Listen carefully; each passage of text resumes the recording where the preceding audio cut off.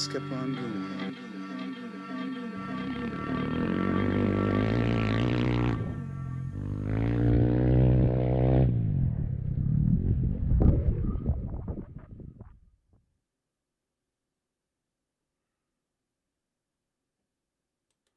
Okay, welcome to Tech Talk Taco Tuesday. Show number 232 from my best estimation. Thank you for joining in to the show. We're live. I got it back on the YouTubes. I fixed a technical difficulty in a matter of seconds before going live, which is awesome. Good to see everybody. You know how this works. You've been around for a while, I hope. Or maybe you're a brand new viewer. You're wondering what we do here. Well, this is a show where we talk about motorcycles and motorcycle-related products. My name is Jimmy Lewis. We work at dirtbiketest.com. You can tell by the name. We're on the internets and stuff like this. Of course, this show is brought to you by some of our amazing partners, most of which is Yamaha, makers of fine motorcycles. We like their dirt bikes. We like their adventure bikes. If we rode street bikes, we'd probably like those too. And we're going to be testing some kids' bikes coming up soon, some TTRs. Tonight, special guest who I can see in the background is trying to make his world look a little better for the live feed. I don't know how it's going to go because I got too much other buttons to push because I don't really have a producer. His show is kind of a mess, but we'd also like to thank Moto. We would like to bring you Roosterendo, but nobody sent me submissions for Roosterendo. So let me tell you, you can if we would have had one submission this week, they would have won because it would have been the only one, and you would have got $100 gift certificate from Moto for anything you want. $100 just to send a picture of your bike and then tell us, tell us, what you've done to your bike. We'll talk about it. We'll discuss your bike. And then the one that gives us the most pleasure wins. And then you can be in Rooster End. It's really easy. You send it to my name at dirtbiketest.com. It's that simple. My name is Jimmy Lewis. I may or may not be in some halls of fames these days. I'm a washed-up ex-dirt bike rider, sometimes journalist. Used to be a motorcycle coach, and now I'm just a desert donkey living out here in Valley of the Dirt People. So thank you for joining in. I'm going to get to my Restream chat screen here that's someplace where I can see what's going on. And Jeff Prost asked, am I making Baja great again? Well, I think Score is down there, at least ruining a few roads. So when they're done with that, I will go down and make the Noric course, and that will make Baja great. And Jimmy Campbell says, what's up, Jimmy? There's a lot up. Let me tell you about the show tonight.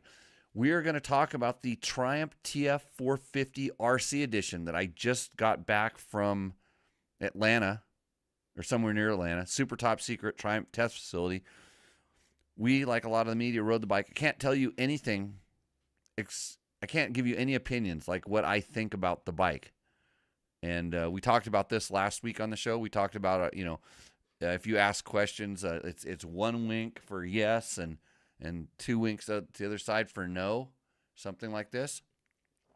So we'll have that going. That'll be our code word. So that way we won't talk about it. We'll do it. They didn't say we couldn't wink. No, we just can't deliver any information. So next Monday, watch for our awesome videos to drop, all that kind of stuff. So if you have questions, let us know now so we can include that in our videos and our tests. I mean, myself and my special guest, Scott Hoffman is joining the show. We're going to see what Scott looks like live. Pretty good. You fixed it. It doesn't look like you're in a dark hallway with a ceiling fan, which brings weird memories back. So welcome to the show, Scott. I think I got to unmute you. This is how this works. Like, there's too many buttons here. So I'm going to unmute Scott. Let's see. Don't worry, I'm a professional. I've done this before.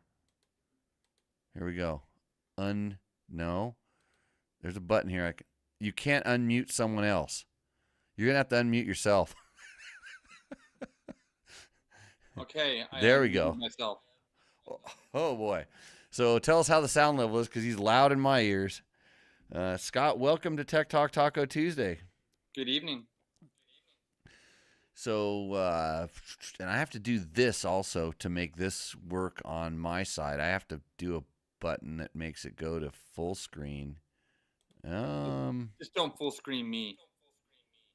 Full screen like that. Then that fixes the thing, and then we go to this here, and then I can bring you on the show just like this. No, not like that. You got a lot of stuff going on here. Google, how about this one? Does that work? Nope. See, it's all jacked up. This is why you need a professional to run the show for you. You're a little pixelated on my side. Well, that's your connection, not mine. Oh, let me look. There's, I've got it. It looks good. The internets are working fine. But tonight, for myself, I will be having a little 3 R's tequila, because everybody wants to know what are you drinking, Jimmy? And tonight it's 3 R's. That's which camera is the one that's pointing at me? That one right there. This will make me speak like a Mexican after about 2 shots. So there we go. So Scott, I can't ask you how you like the Triumph. No, you can. Nope. And because we do want to get invited back, but we can talk about all the stuff that they told us in their press introduction. So they sat us down and they told us all about the new bike. Actually, the other thing they told us, this is news to if you are a Triumph owner, they told us that you can get updates for free to your 2025. No, the 24. 24. Is it a 24? Oh yeah, that's the 24, and we're riding the 25. I forgot what year I'm in. I live in the future. Yeah. So that was where you're supposed to pick it up, because you're the one that was paying attention at the press briefing, and I was just basically any customer that's purchased a 24, the 250, the Triumph is actually going to give you free updates for the 25 updates. In other words, possibly an ECU setting, a clutch, new clutch, and there's a couple other small items. I don't have the actual details because I was paying partial attention at the time. Yeah, that's we're just typical journalists around here. But the program So, is the programs you're going to be able to take it into your dealer, and they're going to perform all these updates. This way, you're basically your 20. If you bought a 24, it's going to be a 25. Yeah, they got a better ignition mapping setting, and then we want to do this to ours. So you've been riding ours quite a bit, and you had heard, and they confirmed it, that they do have like a better ignition map, and we played around with their tuning tool, which is just allows you to select different maps, and that's the way you would do it. You would have this tuning tool, and they would install the map, or the dealer can install the map for you. And then I guess there was a couple other, I think that's what they're going to do. They're going to give you the ability to do the maps. Is that how it worked? I think they're going to have an updated ECU setting for the 24 bike. But in the future, I believe Git's going to have a special ignition box where you can actually physically do small adjustments, whereas there's OEM box is only going to be able to pick between the 10 maps that they offer you.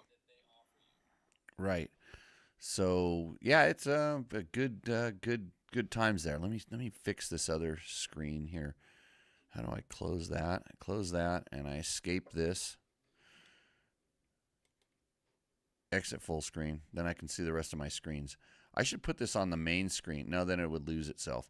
So anyways, the other sponsors of tonight's show, or longtime legacy sponsors, Scott Sports, Climb, DDC, Trail Tech, Fasst Company, Bulletproof Designs, and of course Double Take Mirrors. We do have some discounts for those companies if you're interested. We don't have our link tree, or we might have a link tree. Do you know how to do a link tree, Scott? I do not. Can you get your assistant to work on that? To My IT guy's on vacation right now. Yes, yeah, that happens when we do this kind of stuff.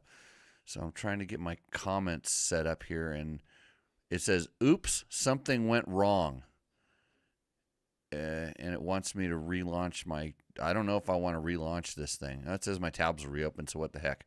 So if the whole show collapses, it's because Google's effing with my computer right now. I was gonna. So the other thing we do in the show is we do respond to your chat questions, which I just lost all that. That whole screen disappeared as well. So I'll try to thing up there. Both of you do a what? um, let's see. I got some comments coming in here, but I lost the original comments. Interestingly, don't want you giving your opinion on the bike. Why is that? Well, it's obviously because it's horrible, right? Scott, they're trying to muzzle us. We lose Scott? I might have lost Scott. Oh boy, who knows how this thing works. It's possible that I just hung up on him somehow or another. So I will try to fix that as we continue. Go back to the meeting. I'm getting ready. I'm able to join. Join now. Scott's in the meeting. I'm back. I think I hung up on you. Yeah. Good. You sounds like we got an echo now. So, are you back? I am back. Okay, good. It sounds like we're live again. So, did I hang up on you? Did you lose my connection too? I believe so. Yes. Okay. So I lost all your chats. If you were in the chat right there and you had questions, it says I can't see on my other screen because it's too far away. It's the big screen with the audio monitors and stuff on it. So no, he had asked Sawyer said, interesting, they don't want you to give your opinion on the bike. Why is that? And I said, because it sucks. And that's not the truth. The reason is because right now there's other journalists riding it and they're doing this for a whole week. And so they don't want the ones that were there early to have an advantage on being able to release the information beforehand. And then also I think that they want to give you some time to work on it other than just rushing the whole thing out. So it's probably more to be fair, but they sent us a lot of, like, they had some videographers and photographers and stuff there. You had the opportunity at this intro, you could ride with Ricky Carmichael and hook up to a Cardo and use your GoPro or your Insta and do like a thing where he talks to you while you're riding. I saw a couple people doing that. I didn't want to be distracted by some guy telling me that you're fat and slow and get out of the way. So I just passed on that. But I did get a little interview with Ricky to help out one of our loyal viewers, Matthew. Bren Lugo says the press release isn't out yet. So no, they've released all the information. Like they put all the press info up, correct, Scott? Yeah, the bike's been released it's been weeks and weeks by now.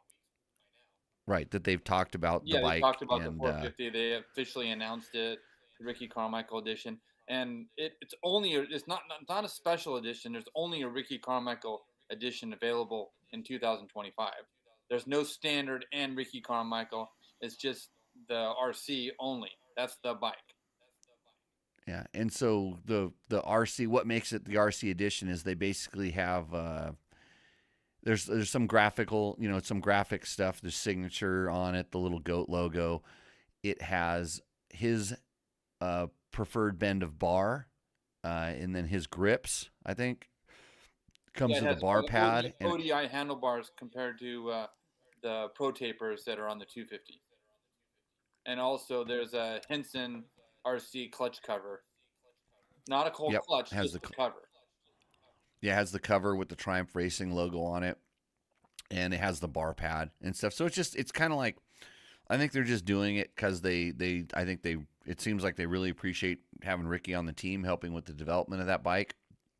And, he was there. pretty stoked. It's funny. It's really hard to shut myself down to not give opinions about the bike, because I know exactly what I think. And yeah, you should watch our Triumph 250 first test. We have the whole first test is up there, and we did the initial riding impression video, and yeah, watch that. And I'm winking at you right now. Right. You'll get a flavor, and you'll see some stuff. So, anyways, Ron Whaler says hello from Alabama. And we're Ron Weedler. Yeah, Weedler.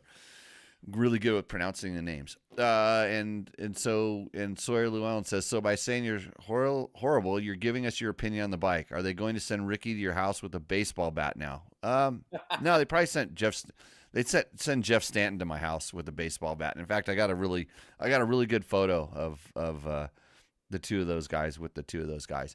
So one of the things we do on this show, you may or may not know, is that we answer your motorcycle product related questions, as well as the questions that pop up in the chat.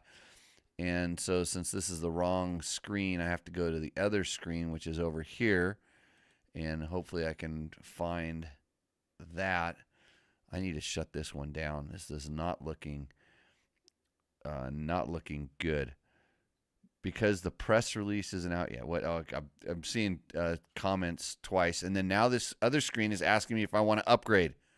No.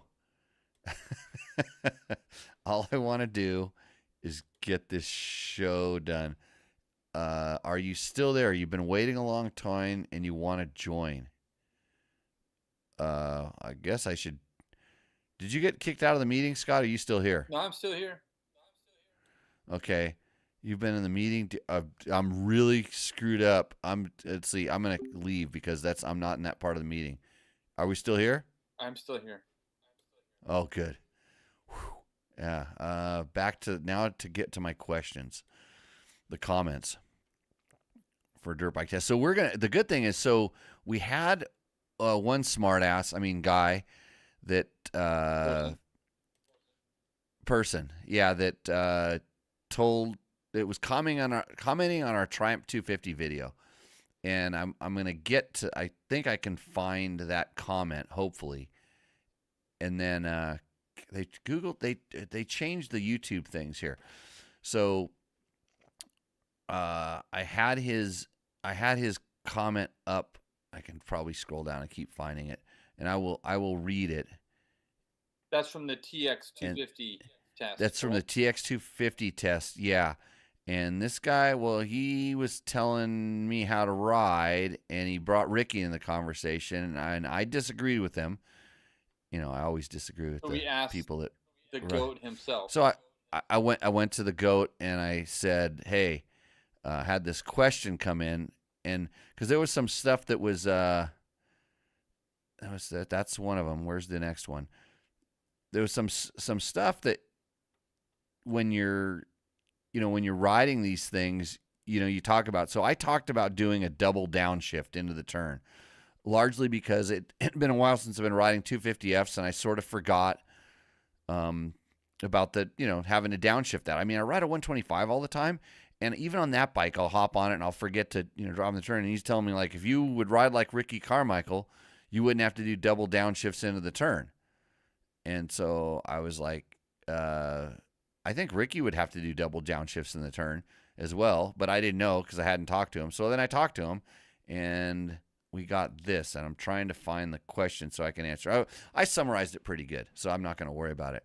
I'm going to go ahead and bring this up on the screen, and you guys get to watch this video and tell me what you think.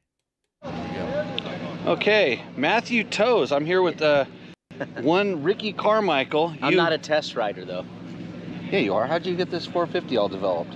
I know. Yeah. Okay, so I'm here with Ricky Carmichael. Matthew, you say, and I quote, "You don't shift down twice in the middle of the corner, not worthy of being a test rider."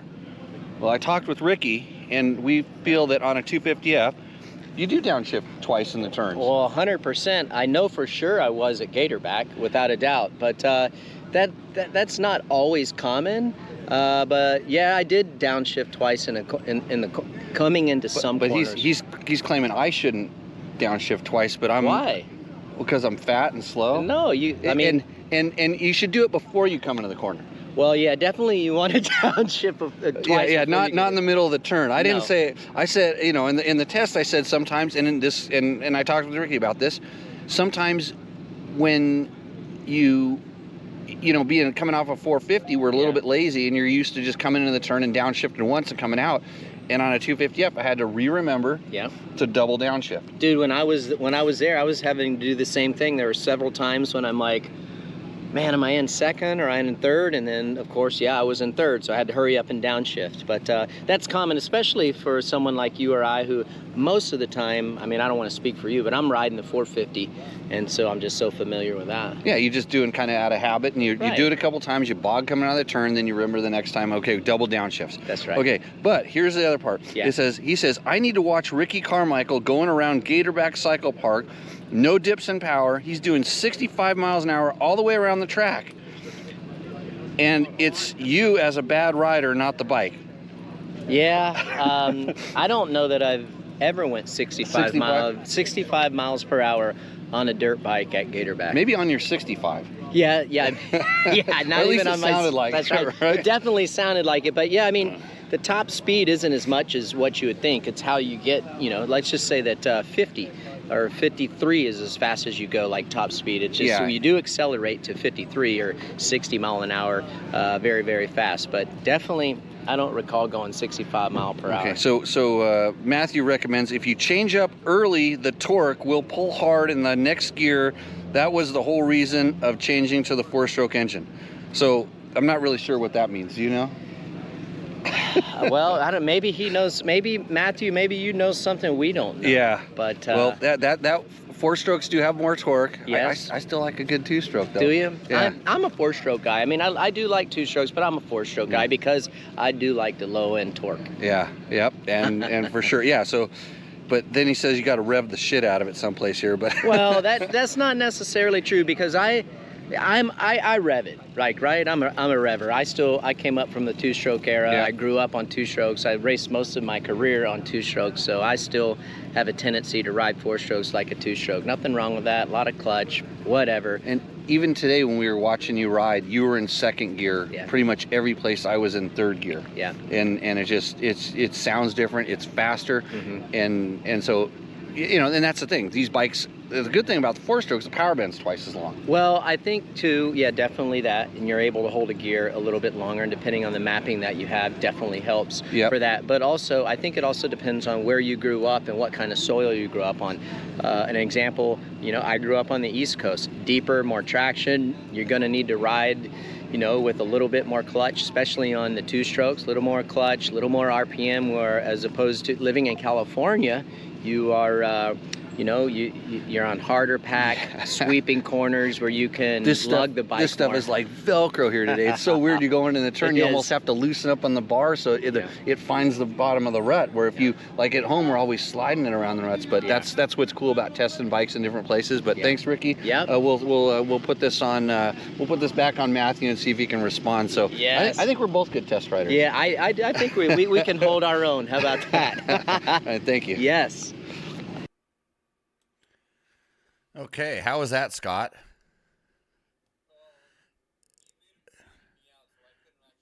Your face is just talking.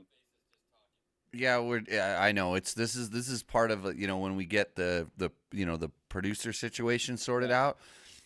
That then we'll have it all wired in. But basically, you need to put that clip on YouTube just by itself. I should. Yes. Maybe I'll tomorrow when I'm trying to stay awake and. I need to go riding tomorrow. Did you? Hey, are you sore? I'm a little sore, but I can't believe Ricky was out riding like a maniac there the whole time yesterday, and he's going to do that day in and day out. It's probably just normal. It's just like it's like Janie's out there yelling at him. He's got to ride again, but he seemed like he was it. it honestly seemed like he wanted. It wasn't like anybody was forcing him to ride. You know, he was wanting to get back out there and go at it, which is pretty cool. And I think And I the overheard him kid, saying he's about to turn 47. really, Yeah. yeah, that wouldn't, yeah, that wouldn't surprise me. The guy still hauls. I mean, I remember when 47 was an old person.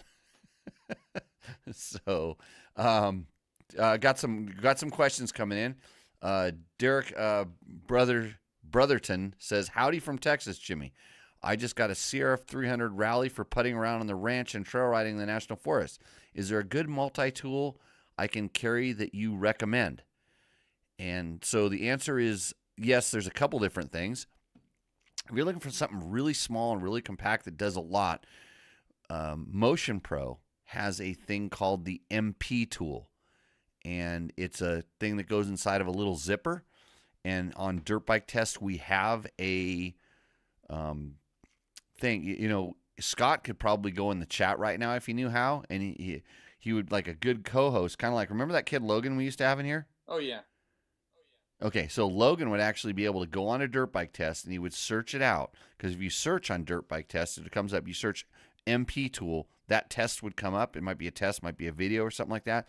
And then all the information is there. So that's the number one thing if you want something really small that can do a lot of stuff. But now there's companies that make kind of purpose-built toolkits for the bikes.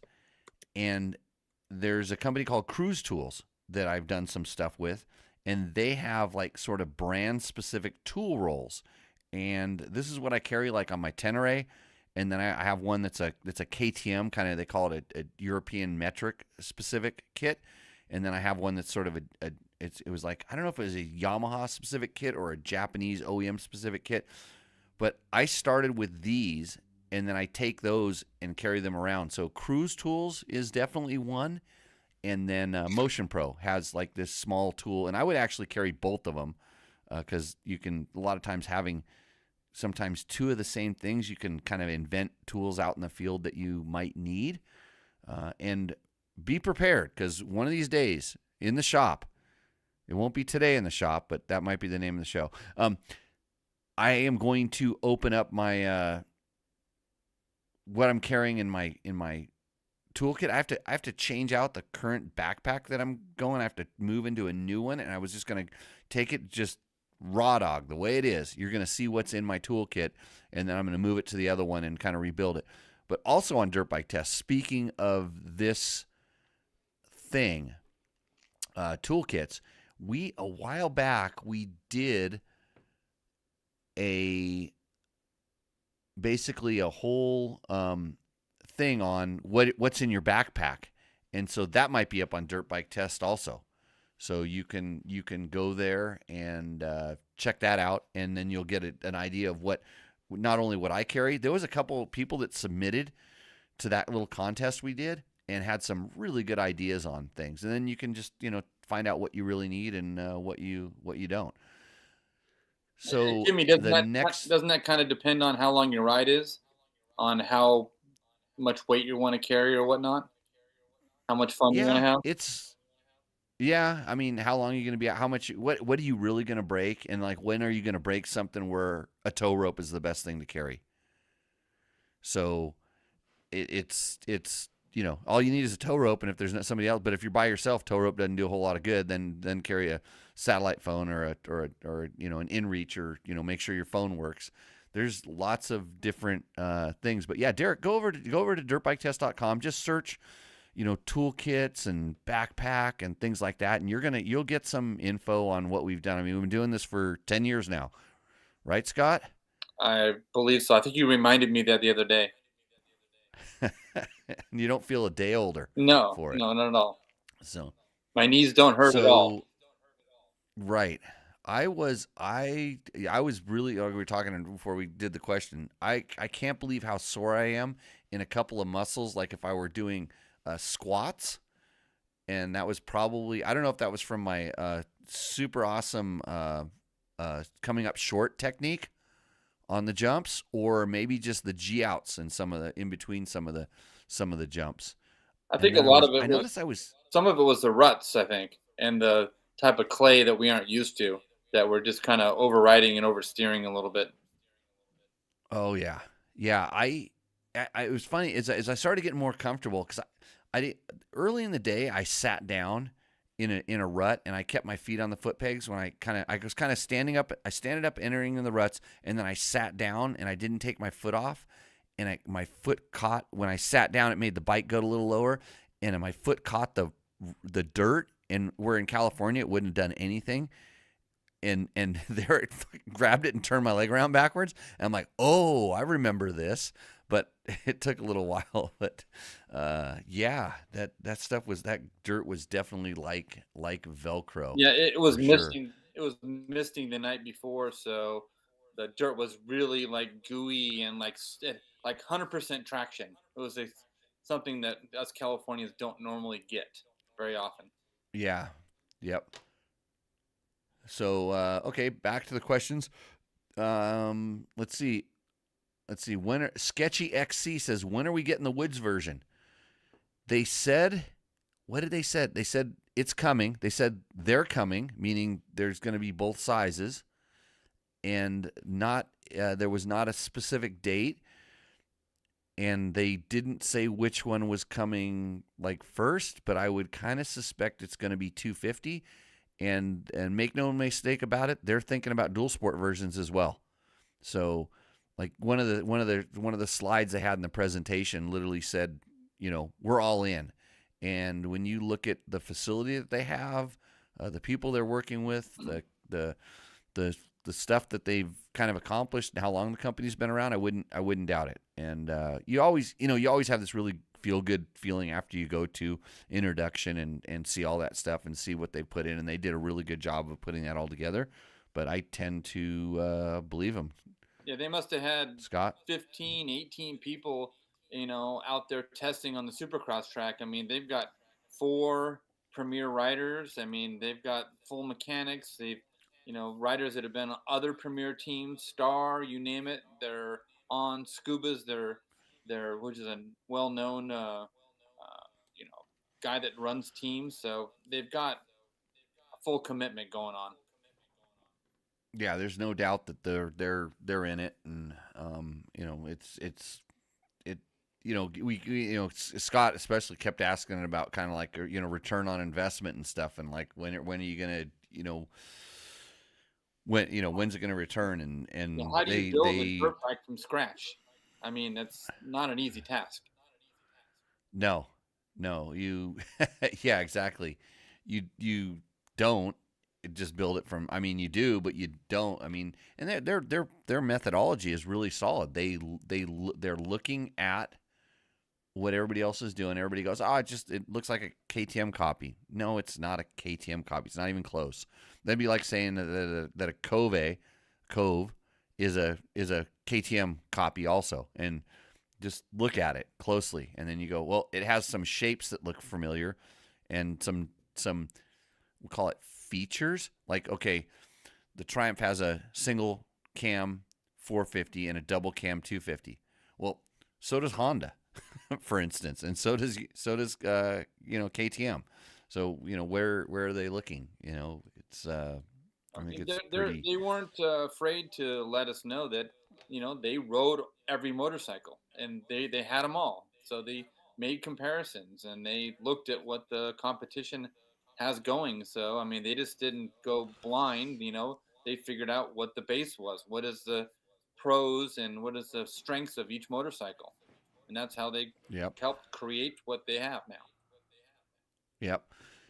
Aaron Davis has a question. Jimmy, if you could pick a Yamaha for the day, but you had to pick from a brand new 2024 YZ250X or a brand new 1995 WR250R, what would be your ride for the day? I would go with the brand new bike. What, you kidding, Aaron? I mean, you know what you notice when you ride old bikes, especially when you go back into the 90s? The brakes suck. The brakes are really, really bad, and they just they're slow handling. The bikes just are they feel heavier, they feel lazy and all that stuff. And yeah, I don't I mean, even though it's a nice two-stroke, I do like a two-stroke, and in reality that motor hasn't changed a whole lot from then till now. But you would be surprised at how much the little changes Yamaha has made to that motor have made that that bike so much better.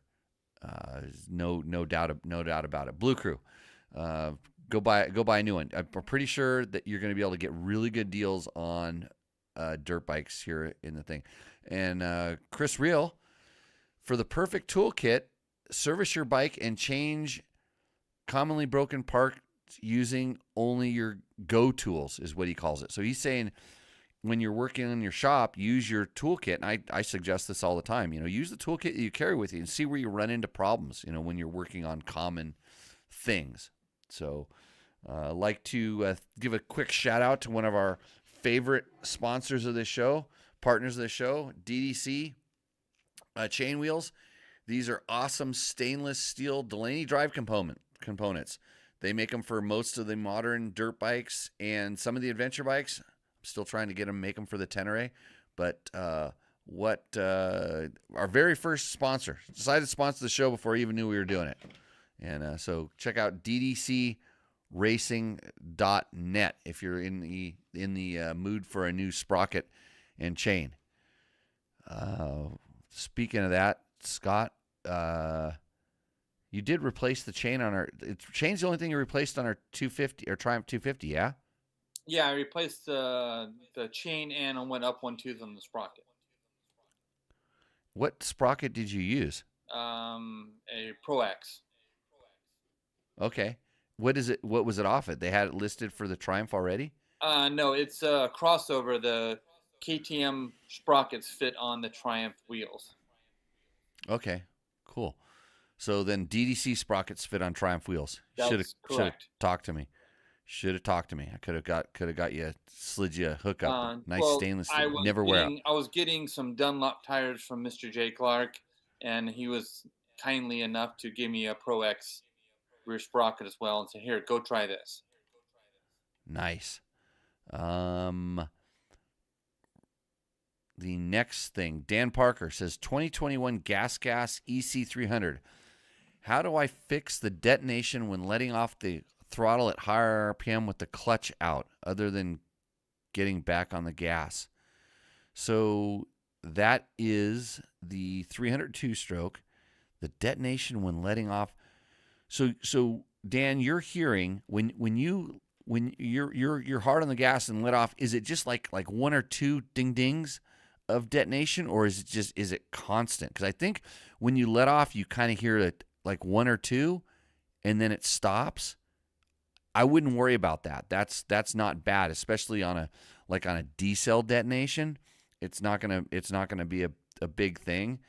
But if it is the whole time you're off the throttle, is it detonating, or is it doing kind of some run on? Give me the feed me back that information, and I'll continue with my question. Aaron Davis says he has a friend that had the WR250R and it was a rocket. Well, there's no reason why your current YZ24 isn't a rocket either. And have that friend ride a new Yamaha YZ250X, and he'll think the same thing. Sketchy XC jumps in here, says, I've ridden the 250X in the woods, and it's a great bike, especially for a moto bike in the woods. East Coast style, he says. So he can't wait for the dedicated woods version. Oh, of the Triumph, I guess. Oh, okay, so he's talking about the Triumph. I thought he was talking about the Yamaha YZ250X. Here's the one problem I have with Triumph calling their bike a TF250X is every other brand uses the X designation as their cross country or XC or Grand Prix bike or not Moto. Everybody else uses kind of like R or F, and then they went X, and it's like it gets confusing. Too many names. And he says it feels nothing like a KTM. I agree. On the 250, I don't feel a whole lot of KTM similarities to that bike at all. Scott? Oh, you want me to chime in? Yeah. Oh, Yeah, I mean, have I haven't you I ridden a haven't KTM ridden 250? I haven't ridden the current KTM 250, so I can't really jive in there. But I mean, compared to the 25 YZ 250F I rode, I mean, the Triumph chassis is just very easy to ride. It's very easily to adapt to. And for me, being 6'1", I thought the thing would feel cramped or small or whatnot, and it was just everything seems to work in the right place. So Yeah, and the KTM's typically were, and I don't know about the newer ones. I don't struggle with that. I know for the bigger riders, the KTM's used to always be a little bit better. Like Hondas and KTM's, the bigger riders could get away with. The Yamahas typically felt cramped, but Yamaha's been working on stretching their cockpit out a little bit. Yeah. oh, for sure, yeah. The Yamaha in the past, that's been the 250 that I can actually ride and have fun. Some of the other bikes, because of the way the power was, they made them a little bit less bottom on 24, 25, but the previous version, I could ride it being 200 pounds or 200 plus, and that's the one thing I liked about the Triumph is that I didn't feel like I was at a disadvantage riding a 250, even being at my weight. It was just easy to ride, smooth, and the power seemed to work well. I mean, I did uh, uh, add at rear sprocket, so I moved the rear wheel back, so it did lengthen the chassis a little bit up. But I didn't ride the bike stock, so I'm not really sure what it did compared to the wheel being back. Yeah, and when we were going through the race shop, they had all their 250 the practice bikes the guys were using for Supercross. They all had their wheels back. Did you notice that? Oh yeah, yeah. All the bikes were running a longer chain for sure, and almost all the Yeah. way back in the swing arm itself. Yeah, and that's that's a personal preference. But when you watch, you see 3 or 4 like team bikes, and you see everything back, it's like they know that's what those guys like. That's the feeling and the sensation they like. So, and then you weren't able to get the the the length. You couldn't. There wasn't enough room to go forward when you went to one tooth bigger. Correct? If I went to a new chain, no, it wouldn't have been. If you used an old stretched out chain, it would fit. But I mean, the wheel would be pushed all the way forward. So it's like Right. something I don't think they really thought about the gearing changes, about trying to figure out the lengths to set the swing arm so you can go forward and back without changing the chain. So that's one thing that I would say that you can't just slap one tooth up with the standard chain. You have to pretty much add two teeth. Yeah, and on the 450s, just stock the way that they are, it's pretty far up there too. It's in the front part of the adjustment. So That's correct. I think it's very similar. Well, the two bikes share chassis. I mean, the swing arms, the wheels, the frame, everything's a carryover from the two right, different it's bikes. it's the same. It's like they made a chassis that's going to work with both, and the engines, which are completely different, both have the same engine mount points and all of that stuff. So Yeah, the frames are yeah. technically interchangeable. You can put a 250 motor in a 450, and if you really no, not that anybody's going to do that, but they didn't even change the bottom cradle of the frame. It's basically a carryover for both bikes. Yeah. So next, let me go to next question here. I've lost my. I got to figure out how to make this work better. I got an idea now. I need another screen. I need a fourth screen here in this in this thing here. What if I carry this thing over here? Oh, that could be disastrous. So yeah, they're agreeing that the naming is a little bit off. Let's see. Dan Parker says, I'd say 3 or 4 aggressive Michigan trail riding. Where were we talking about 3 or 4? Oh, okay. Hold on a second. Oh, okay. So Dan, I got it. You're back. This is the thing with the chat is like the conversation has the delay of the feed and then the delay of other people talking in there as well. with 20,000 people watching us live, Scott, it's really hard to, keep all this under control. You got to get a producer. Right. It's the millions that we're making doing this show. Right. It's because I'm not about the money. That's why I don't do it on that much of a regular basis. Okay, so he gets 3 or 4 dings. Okay, so Michigan, usually sand, heavy loads, and then he's letting off, and it goes because out here on the Austrian fuel injected 300s, fuel injected meaning TBI, TPI. And his would be, let's see, 2021. So his is TB, his is TPI. His is transport injected. And I get 2. I get ding ding when I'm in like a deep sand wash. I don't think I'm not too worried about that. Those if it kind of pushes you into the turn. So here's the thing you can play with that I would play with is, since that bike has the you still have the ability to adjust the power valve, and you have the ability to adjust the idle. See if you can lower your idle speed down a little bit.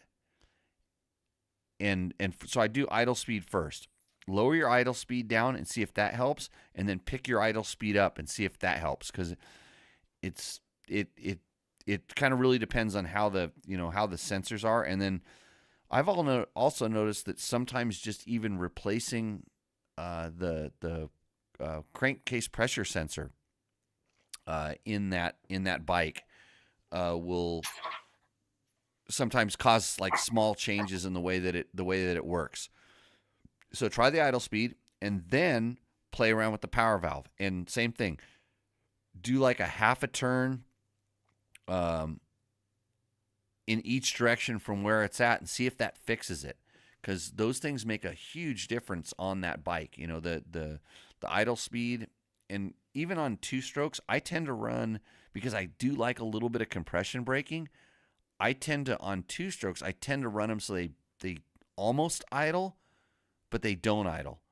So that's kind of one of the things. And then the power valve, what it's doing is when you shut off, depending on the RPM, that power valve can shut down right away, and all of a sudden that boosts the compression and increases the heat inside the cylinder. It's already kind of hot there, and it kind of helps it stay a little bit hotter, and that might pre-ignite the next couple of charges of gas until it kind of all synchronizes. So hopefully that helps you out with those items. Hey, Jimmy, is that a lean condition, or what is it when you're on a fuel injection? That's a good. I don't know that it's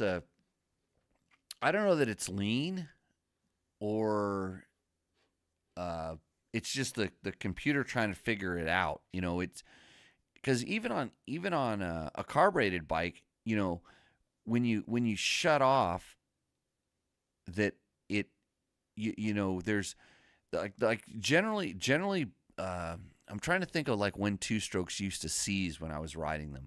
Like you'd be wide open, and then you would shut off, and then you would come back on, and it kind of created a lean condition. But carburetors tended to be kind of rich a little bit, and I think the fuel injection is actually like lean a little bit. So it's I'd have to. It's one of those things. Like, I'm sure if I had the bike, I'm trying to get this screen to go back to normal. Where did I messed up my screens again. Now it won't minimize. Now it's disappeared. It's gone. I lost my chat screen. You guys are in trouble now. And to do 2 things at once: think and talk at the same time. Oh, I usually don't think about anything, but now we're in deep doo-doo because I don't even know where that screen went. Maybe I can close it down on the bottom. Again, we're hiring at Dirt Bike Test. If you would like to become an indentured servant or a slave, we are looking for a producer at this that's particular. You have to live in the desert? And if you can live in one of my trailers. Actually, if you're good with tools and you want to refurbish a nice, it's a double long, single wide trailer, we might be able to accommodate you. Okay, that went there. Where did it go? Oh boy, we're gonna have a problem when this thing disappears. Now I just pulled that out of that thing here, and it goes. I'm gonna put it here and go here, and go back to there. Got it. Okay, got my screen back. Might lost the rest of the show. The next thing is, I felt right at home, says Sketchy XC, and my personal bike is a 2022 KTM 250XC TPI. So he felt right at home on the Triumph riding it in the woods. Did you do a demo day, or did you ride a friend's bike, or how's that work? And then Motosport says maybe the swing arm needs to be slightly longer for more range. I think the swing arm is, talking about the 250, of course, only. I think the swing arm's fine. I mean, I just moved the wheel back because I needed to change the sprocket, and it just was what happened. So I was just trying to. But you liked it better when you moved the wheel back. I never rode it stock. I just put the gearing on it. Right away you went to gearing. Right. No, I think I rode it once. I rode it once, and I was like in between second and third, over revving second. Third wasn't on it enough because of my weight, so definitely the sprocket made it way more fun to ride. Yeah. Yeah, for a heavier guy, I could see that. I mean, it's no. When I rode it, I don't think I was it was at Glen Helen, but it was pulling the hills really good. But I never found myself to be in between gear. But Glen Helen had a lot of roll speed. I think if there would have been any like tighter turns, I could see where I might have liked that one tooth up. And then I did talk to Jay also. Mm. That's Dirt Bike TV Jay. You can go over there. He's got a podcast too. Almost like this one, except it's not as good. There's no way he has 20 million viewers like we do right now.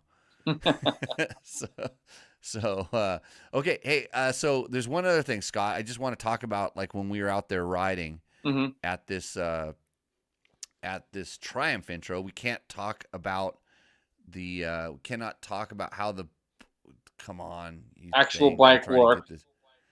Right, how the bike worked. Mm-hmm. But I want you to know that when you're dealing with dirt bike tests, you're dealing with, high level professional testers. And okay, Matthew. So that's another way. We got to shut this one off. Don't want to do that. So I have a thing here. Oh wait, no, is it? Don't you have any video clips of Ricky riding? I think I shot a couple. No, I looked. I know. Well, most of the time you were shooting me, and I could see how you could get the two of us confused. No, there was one. Well, yes, this is true. But I did shoot a clip of Ricky. I did put it up on my personal Instagram. There you go. There's Ricky. Okay, so now I'm showing. Oh no, that's dangerous. Okay. Right there.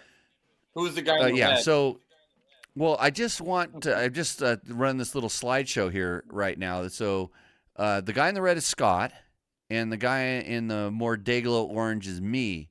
And I just want you to see the difference in the, so there's the Triumph guy riding, and there's Scott riding. And then there's the Triumph guy turning, and there's Jimmy turning. You see we're using the aggressive lean angle, and then Scott's doing a really good whip, just like the other guy. Yeah. So you know that we're testing it, unlike those other guys that test it like pros, we test it like real consumers and vet riders. You know what I mean? You're not impressed. Oh, I'm impressed because you're I look impressed. Almost like I could know what I was doing. Does your whip your whip looks way closer to his whip than his turn looks to my turn? Well, I felt I was whipping it like him. That's how I felt in the air. Right. I thought I thought my rear wheel was over my head, to be honest. Yeah. And I was almost, in that turn, I swear I was almost dragging the handlebar, and my leg was almost in front of the front fender. Yeah, with the toe pointed in, everything, all the I think stuff that all I the caught you on the exit though, so you were already standing it up. Earlier in that term, I think you were dragging. I was dragging the handlebar. Yeah. Oh well, thanks for helping me out there. Lucky I Yeah. didn't go through the photos. I didn't go through the photos that much deeper to figure that stuff out. But just when you are realize who you're getting your information from. You don't want your information from somebody that doesn't ride like you. So these are That's important things. the one thing at the intro. I even asked that question. I go, "You got all these fast dudes doing your you know building the bike," and I go, "What about your demographic?" And they actually came back and they said, "Yeah, we do have uh, a variety of weights, a variety of speeds. They all give input, and it's not just about that." And Ricky even said that he knows kind of what people want, and he tries to think and ride at there and try to give the people what they're wanting, not necessarily what he likes specifically. But then again, If you yeah, Yeah, that video we played earlier, right, I compared myself to Ricky. I said, I ride just like you. right. No, of all the bikes, Ricky had some of the most awkward, weird setup bikes known to man. I mean, second worst motorcycle factory bike I'd say I've ever ridden was one of Ricky's bikes, and we talked about it, and it was kind of funny because he corrected me. I thought it was his 4-stroke, but he actually corrected me and said, no, that was the 2-stroke when I had it set up like that. And in you watch him ride right now, he was on a stock bike. He didn't have his handlebars swept back, which was what he used to do. He didn't have the sag all squatted out. And for sure, even when we were talking to the technicians about like, yeah, there's personal preferences he has, but he's ridden other stock bikes and learned from all this other stuff. And it's like, yeah, if I wanted to put my influence on this bike, these are the directions I would go. And I think that's what they started coming out with, that's what they explained. And so one other screen that I have that I wanted to share is we have, let's see if I can. Yeah, Ricky also said that, Go ahead. when he came into the project, nothing was made. It was still a concept on paper. They had ideas and whatnot, and they went out and between him and Tedesco, whatnot, and they pretty much helped develop this bike from the ground up, and they just kind of put their input what they were looking for. Yeah, and when they started doing this, and why doesn't the presentation pop up? Uh-oh. Let's see if I can bring this thing up here, get it up to here. Where is it? Maybe it disappeared. I don't have that. Due to technical difficulties, Tech Talk Taco Tuesday is a failure. I wanted to show the screen they had where they showed us the power band of the 450. They showed us a torque curve, and then also a torque curve and a horsepower curve on the new bike. And I can't comment on it, but I wanted to throw it up there just because I think it's good. It's good to see. I can comment on all I want, but I know too much now because I've actually ridden it. Let's see if let me give it one more shot here. Presentation. I'm seeing blank. I know, so am I. PowerPoint. Oh, because you know what happened? Because I reloaded the stinking screens up. It pulled it out of the. Hold on, I can find it someplace here. You got anything else? Do you have the chat up, Scott? No, I don't. I wasn't sure exact. I saw it up earlier, but I didn't. It's pretty small. I should teach you how to do this show, and then you could do this show, and you could do all this stuff. It's real easy. All you have to do is have a lot of computers. Anyways, I got a question for you. This is from our YouTube channel. This guy, his name is Josh Higgins 8344. I don't know, some numbers. Thanks for all the info on these. He's talking about our 2024 YZ450FX project bike. He says, when you go to the 1452 sprockets, do you add a link or run with a shorter wheelbase? So since Trevor did that and not you, can you comment on that? I don't know exactly what Trevor did, to be honest. But certain bikes are certain ways. From my experience, a lot of times when I add teeth to, I usually don't like to move the wheel forward. For me, that's just a personal preference.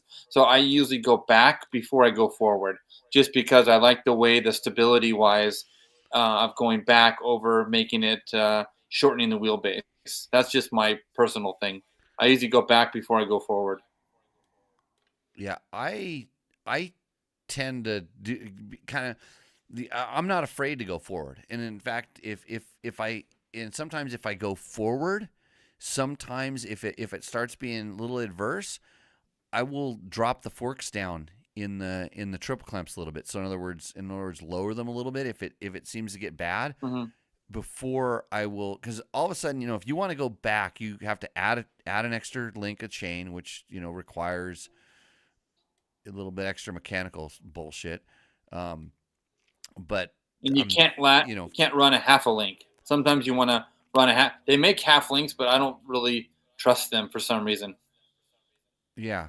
So when I found in the past that like I said, going forward kind of affected, try pushing the forks down a little bit, and Mm-hmm. that can help stuff out. It's sort of the easiest way. I would say it's the what do we call it? Path of least resistance. Before you start making big changes, you're able to kind of do this and then test to see how that how it ends up working out. I mean, obviously, if you can, I mean, I have added one tooth on the rear and move, and if there's plenty of room, I'll run it forward. But sometimes there's just feel like that I'm having to almost tap out the swing arm slots in order to get the wheel forward. So if that's the case, then I end up going back. But if there's room, give it a try. Yep. Okay. I'm looking for my presentation. Oh, here it is. The PowerPoint presentation's up. It got pulled out of the thing, so now I have to see if I can go find it. I wonder if I can put it back in this other thing here. There's so much stuff going on. Welcome to Tech Talk Taco Tuesday. You need a camera behind you that shows all your screens and shows all your minutia going on. Well, I think actually I can go to the emergency camera here, which really shows the root cause of the problem. Oh, is right tequila.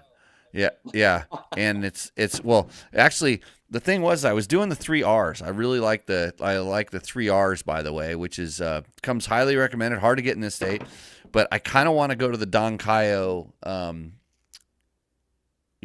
This is the Extra Anejo. It has nothing to do with you getting up at like 1 o'clock in the morning. Oh yeah, I got it, dude. My guy that he was from Ivory Coast, and we talked about the Paris Dakar half the ride home, and then we talked about politics, and I was blown away. His family, they were diplomats, and so he got to live all over the world, and it was pretty cool to talk and learn kind of, I hate being that, boring guy in the car or something like that, just sitting there. You figure we got an hour to kill, and we cruised around and talked about a lot of cool stuff. So, and I can't get this presentation to go up. So I can do a screen share or something like that, but it could wreck the entire show.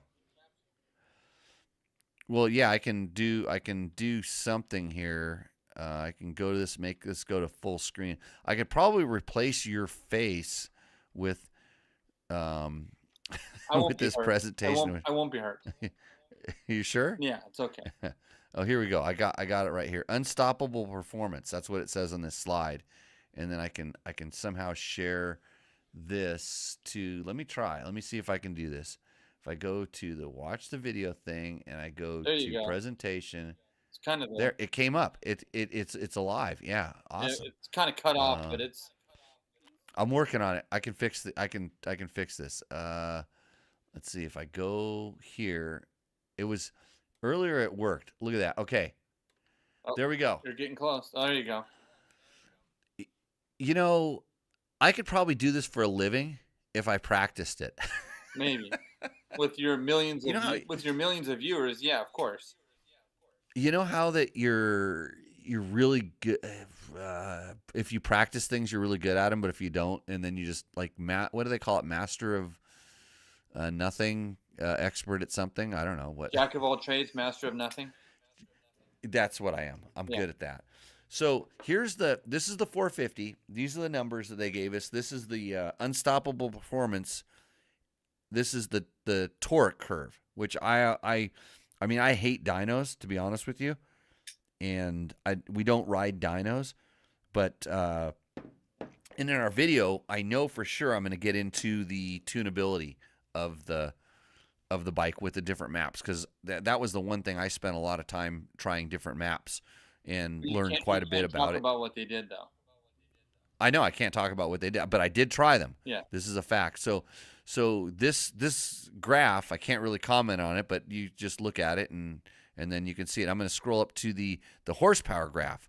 So you get up over here. If you have questions, you can ask them in the chat, and then we'll go back to our super top secret winking. You know, if it's a double wink with the right eye, that means yes. And if I one wink with the left eye, that means no. And you have to understand that I don't know the difference between my left and right. And then it could be backwards on your screen, so don't get confused, if you know what I mean. So those are numbers. If you wanted to do that, that's the information we were given. So with the unstoppable performance. So I'm pretty sure so we're dropping this. I'm going to do the video, and you're going to write the words. Yeah, that's the plan. Well, then you're going to throw in your insights that might not be the same as mine, but we'll cross that path. Right. Well, we're pretty on the same page, I thought. Oh yeah, of course. Yeah, exactly. Yeah. We're on the same page. Can't talk about it unless somebody asks in the chat, which I've lost my chat screen again, Scott. So I have no idea stuff everywhere. What's going on in the chat. I'm going to find it here. So get rid of me. Well, okay, I'll get rid of you. I'll just go back. Just this there here. There we go. And now there's something about a secure video conferencing that I need to be doing. Let's see how it works. Where did the damn restream thing go? Here we go. Okay. Here we go. Somebody says Hall of Famer bro. So Motorsports does. Thank you. I think he was talking about me. Did you see all my Hall of Fame medal? I put it up on the wall here someplace. Who's Hall of Fame? The Off-Road Motorsports Hall of Fame. OMHOF is for short. So there's a video up there where I accepted my award with a helmet. I put a helmet on because that's my safe, happy place. Where was the banquet? So it was at the where the hell did we go? South Point Casino in Las Vegas. Oh, nice. Yep. And Curly says, if you were Logan and Logan was you, you'd be fired. Okay. You're right. I think you should dock your pay for the evening. For sure. Okay. Cheers. I will do this. So Seth Waterfall says, what's the best way to learn about road books and get into rally racing for someone who lives in the Pacific Northwest? So Seth, the best thing so search the interwebs, and there are definitely some guys out there that give you kind of the how-tos and the basics. I know the guys it's the guys that do the Rally Blitz RB Nav Pro software. They have a company called Pepe Rico. So it's PEPERICO. They make some. It's the best. For me, it's the best tools that you get the super high end waypoint and roadbook reader. It does all the stuff without some of the complexity of the all-in-one units. You can put them on iPads and make this stuff work. So I don't know. Now I'm completely running out of names, but one of the guys did some videos on their YouTube channel, and I'm pretty sure there's links someplace to him, where he talked to a few different guys about how to get into this. So that's a really good resource. And then if you go to rallynavigator.com, they have a lot of resources on how to do it and get in, because I'm ridiculously expensive. You pretty much need to come with a budget. Like we always say budget when you want to come and talk to me about this thing, because I work with teams and high-level guys that are professionals, and I've had guys that want to come and do that, and generally it's a little bit overwhelming. Mostly it's not because they can't learn it, it's because they don't want to put the work in that's required to do it. It's like me riding at the motocross track yesterday. How long did it take me to do that jump, Scott? I think it was like 6 attempts and one short. One big short. One big short. Yeah, it was a big short. I didn't see you disappeared. I'm like, did he flip sideways over the bars? And I was glad you wrote it out. Yeah. So I knew it before you did it. Yeah. Oh yeah. You told me when I rode back around. I said, I just. Why'd you let off? Let me equate this to people wanting to come. They want to come and do like the rally training out here and do this stuff. It's like I give you all the information and you have to go and work with it, and you have to practice and practice and practice and practice. Because when you come out here, I expect that you've practiced a little bit. So it'd be like me going up to do that jump. Like I don't do this all the time, and I hadn't been practicing. I kind of know how. And then what happens the first time? Complete failure. So I know this from doing it. But yeah, Seth, if you're really interested, go ahead and send me an email, and I can throw some links in that email to the stuff to look at, and then also I can send you out kind of a little bit detailed, a little bit of how our program works. Because if you want to get into it, you can take the same class that I do for anybody that comes and trains here. Doesn't matter who they are, they have to take what I call my basic class. It's an online video based course. And you will learn everything you need to win Dakar. It's been proven. I'm lucky I have that in my back pocket. Thank you, Ricky. Let's see. Chacone.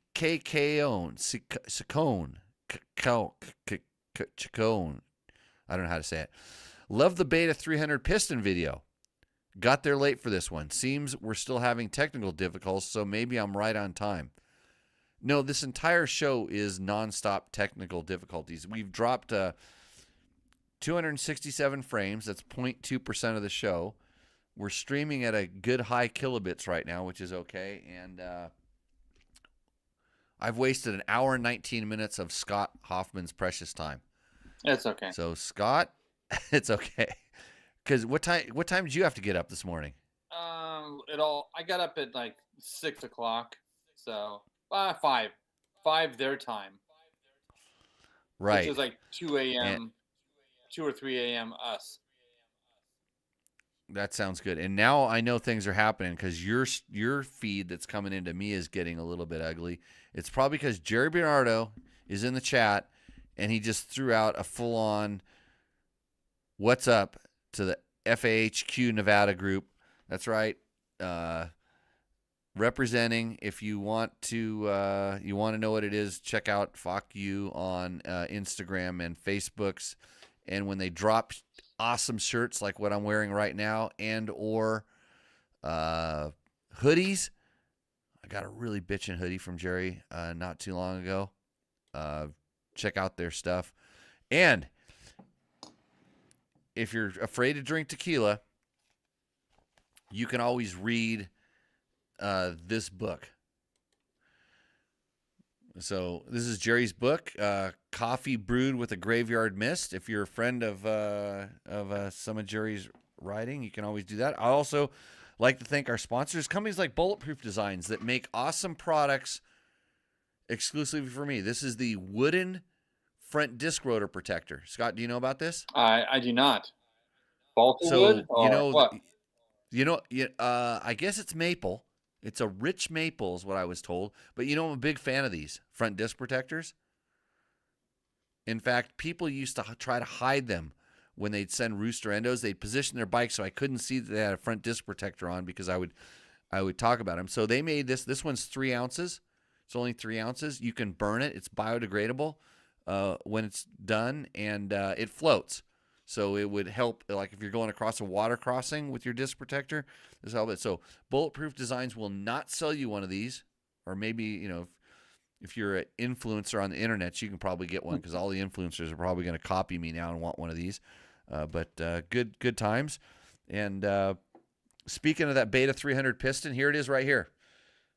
That Beta 300 piston is sitting right here in my greasy little hands. How many hours? And someone I think is, I forget, but like between 40 and 60, somewhere around there. Maybe it was 60 to 80. I don't remember. But it's almost like this KTM piston here, because this is Tech Talk Taco Tuesday. You can ask us the hard-hitting questions, and we can answer them. Because we actually we don't just shoot photos of hot chicks on leaning against our bikes and say they're awesome. We actually test and do these kind of things.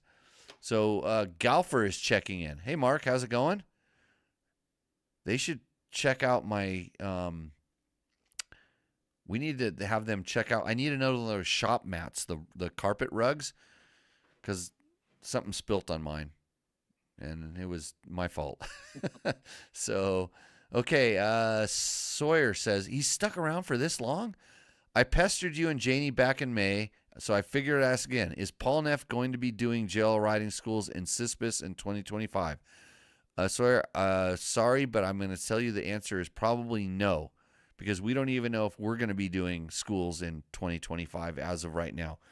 If you had any idea the rates I got from my insurance company, if you think I'm expensive now, you should find out. I can't even afford to have insurance, so it's ridiculous.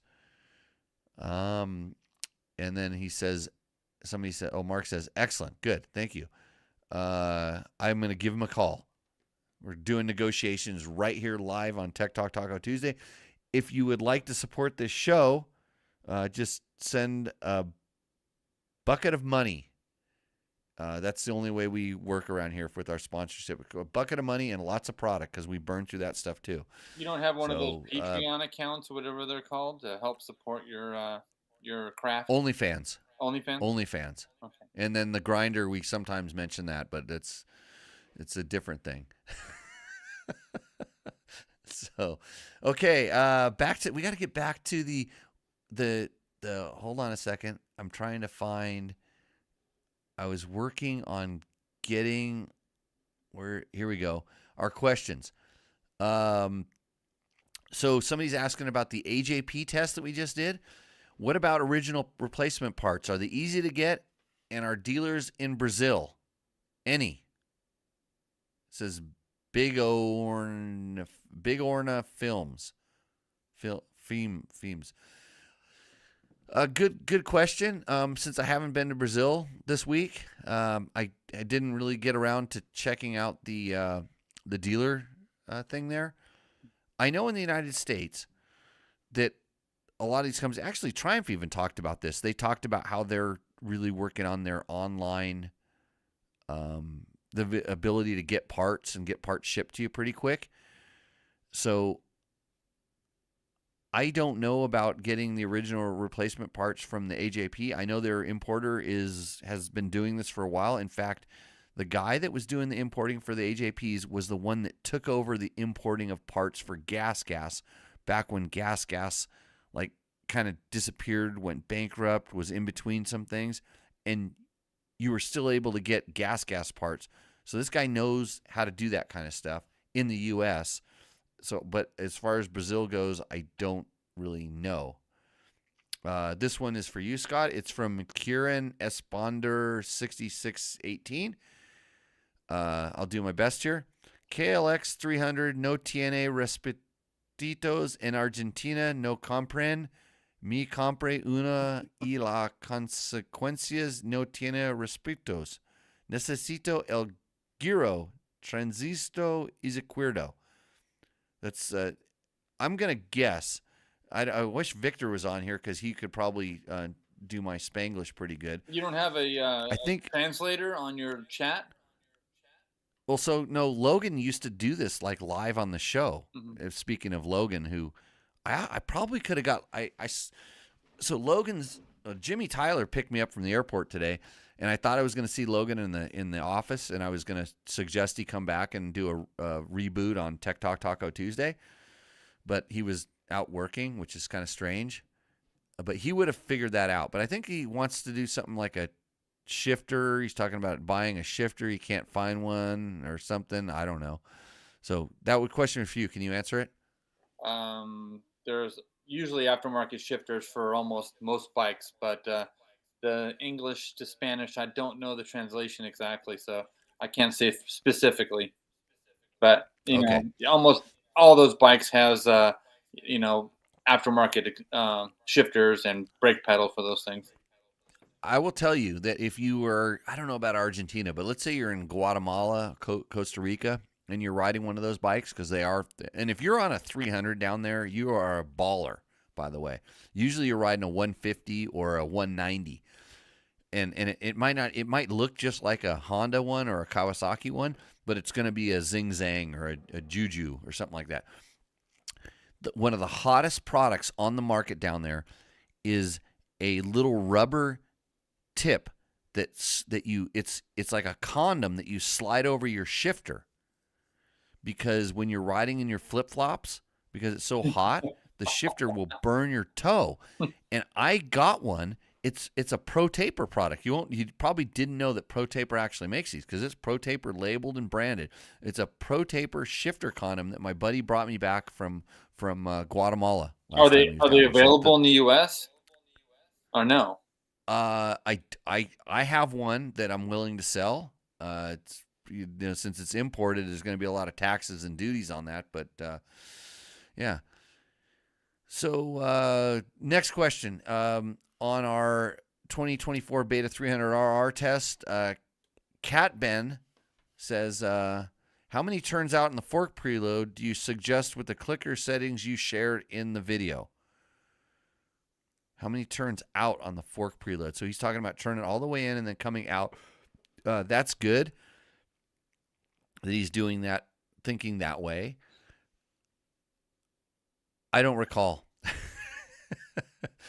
More than likely, I would say start at standard, and then, here's the interesting thing about and this is why, I like to give suggested settings, and it's amazing how many people actually go out and try them. But at the same time, if you forget something like that, it's probably because it was standard. We left it standard on the fork preload. And the cool thing about fork preload is just a real easy way to make a quick adjustment, and it's done with your hand. You don't even need a tool. So don't be afraid to take it and turn it all the way in and go ride around like a little kind of like a place where your bike doesn't work that well, and ride it around and then turn it all the way in. Figure out how many all the way in is. Like, let's say it's 2 turns from where you're at, and then turn it all the way back out and ride it around again. And then you will feel what it is, and then you don't have to ask us how to tune your suspension. It's good that we can kind of give you a baseline, because a lot of people will just put it in and go, oh, it's better. But they could definitely make it better for themselves. Do you tend to agree with me there, Scott? Oh, of course. You always want to start out with stock, because just by taking someone else's settings, it's the same thing with suspension valving. There's guys that take brand new bikes, and I'm sending myself off. I'm all, why? You haven't even ridden the bike yet. Yeah, but it's not right. I'm like, what? No, ride it first 5-6 times, maybe even longer, before you decide what you want to do with the thing. And always write down your settings, start with stock, and make sure, because you get lost so easy.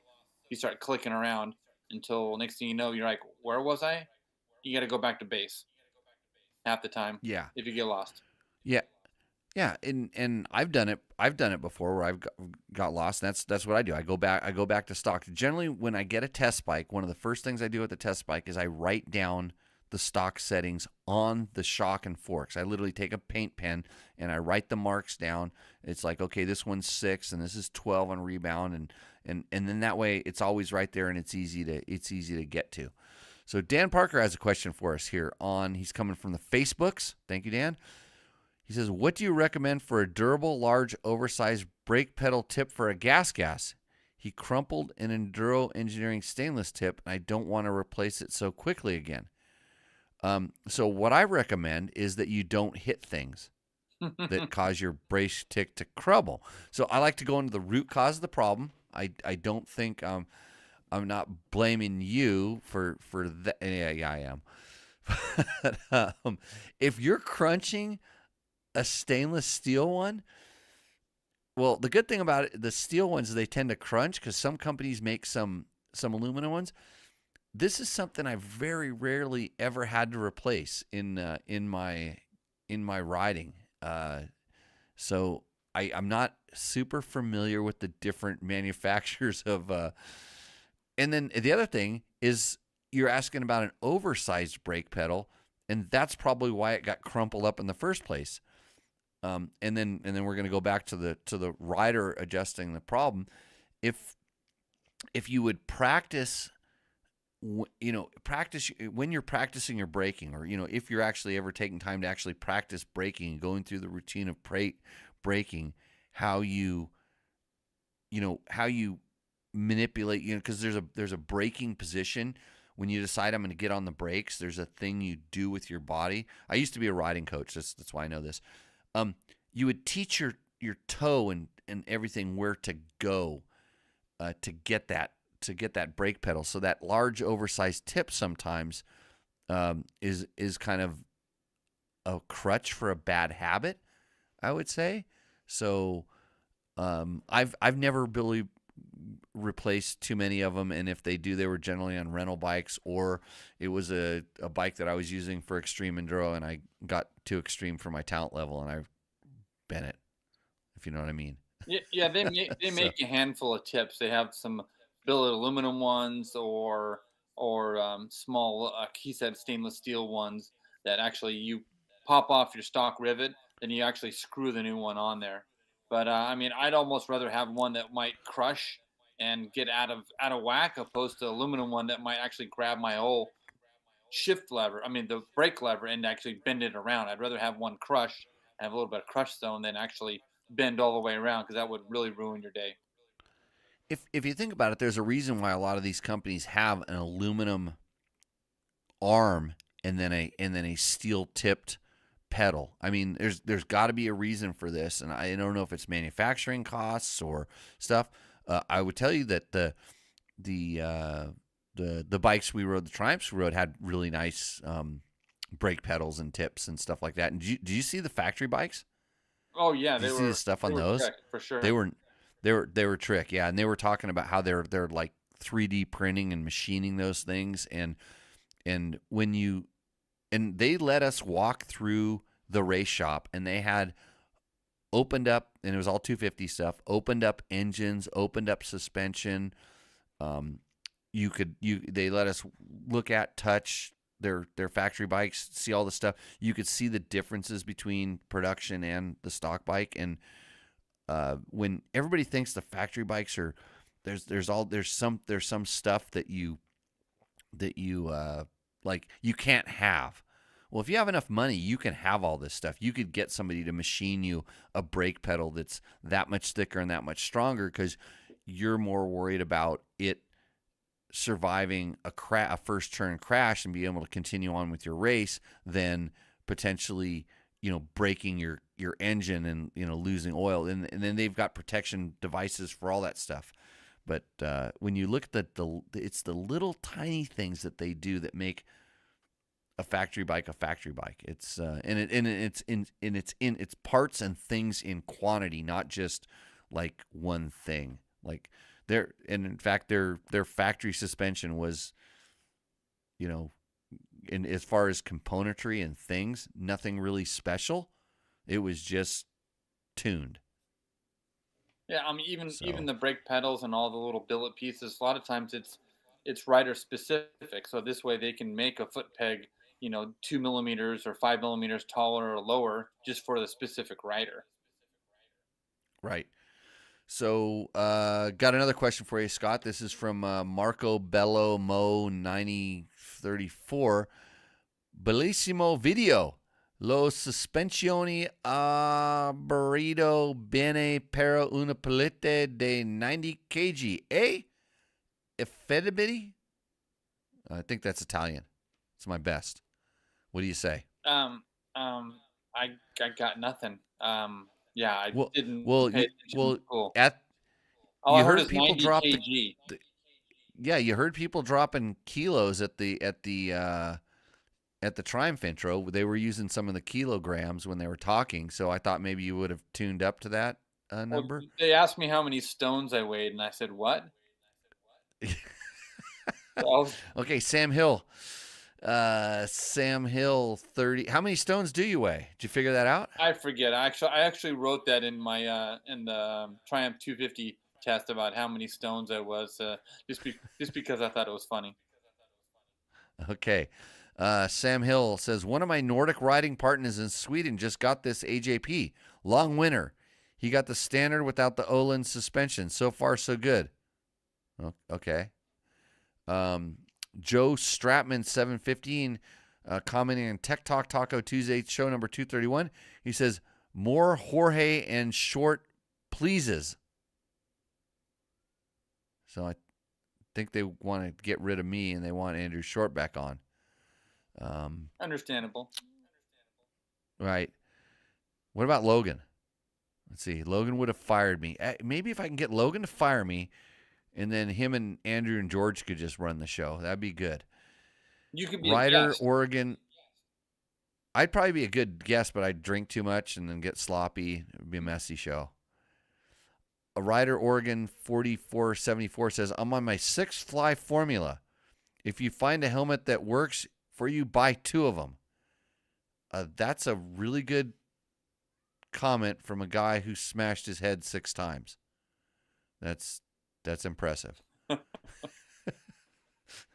Hey, I like we said in the show, we talked about on show 231, Andrew and I started talking about, just because he wants to ride for a company that starts with F and has 3 letters, and I ride for a company that starts with K and has 4 letters, we'll talk about all the different things, why we do stuff. We kind of went into, some helmet stuff. And remember, helmets are disposable products. So when you use your product and it does its job, plan on getting another one. Just a thing.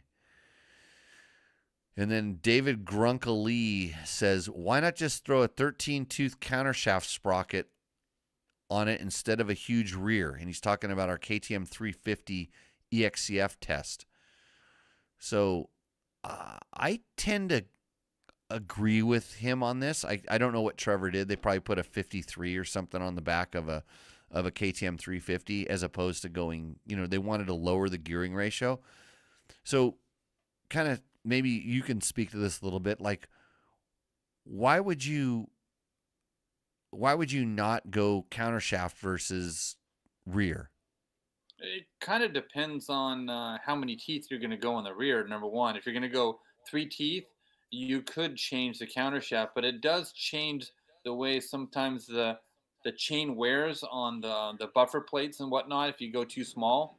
So that's usually a factor. And the way that actually I like a larger front sprocket because it seems to torque and hold the rear end down for motocross if you need that little seat bounce kind of thing. But it's a personal preference, and sometimes people that want to go like a half a rate and maybe not a full tooth, they can change the counter to the rear and they can find that little mix. Usually, like most OEM manuals, has a little ratio chart, which you can find that perfect ratio if you're like in between. And this way, also, Yeah, you it's not change the sprocket size too. Sometimes, I mean the chain length as well. yeah, and so in my world when I'm thinking about gearing and stuff, the countershaft it's 2.5 teeth. when one tooth on the counter shaft is like 2.5 on the rear, kind of, that's the, it kind of depends on what which sizes you're running.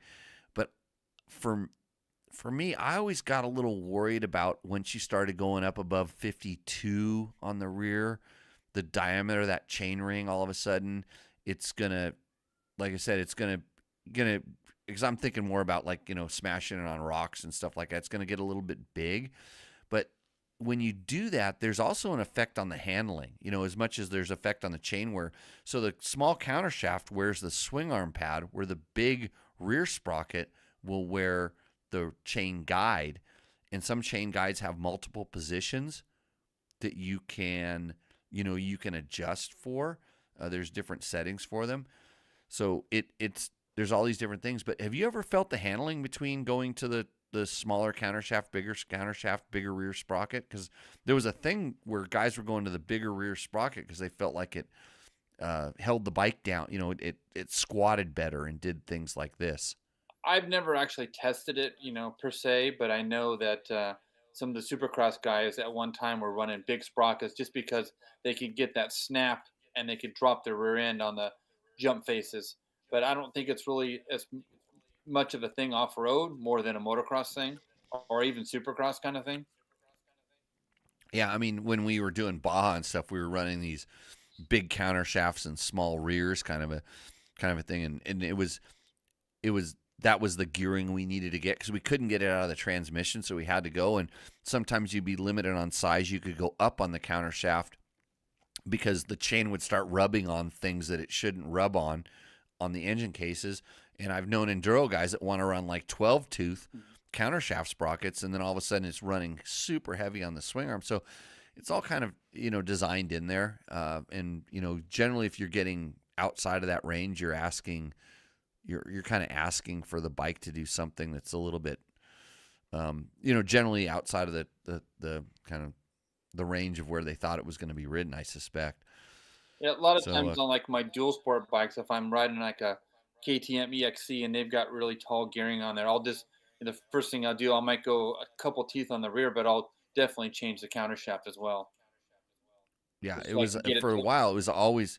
Yeah, it was always one down on the counter shaft. You would just go from the 15 to the 14 and stuff. There was and if you're doing a motocross bike test and your motocross action, you automatically have to have a one tooth bigger rear sprocket. This is a known fact. So Curly it's Kyler says my Area MXC, so he's a Rye Pro, did its job for 22 years, and he just barely bought a new helmet this year. What did you buy? Did you buy another Arai? Those are good helmets, and 22 years. So Arai tells you you're supposed to replace it after 5 years, and most helmet manufacturers have that someplace in their documentation, like how long they feel like it's going to last for.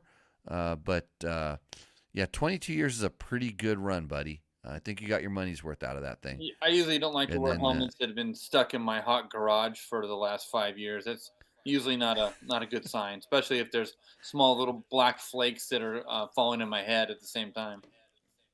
Oh, the foam. Yeah, the foam coming apart. Hey, it's so speaking to helmets and this, and Sawyer says, I guess that means after 6 hits, we're talking about one of our other previous commenters, he's still able to type and form a sentence. The helmets have been working. Yes, correct.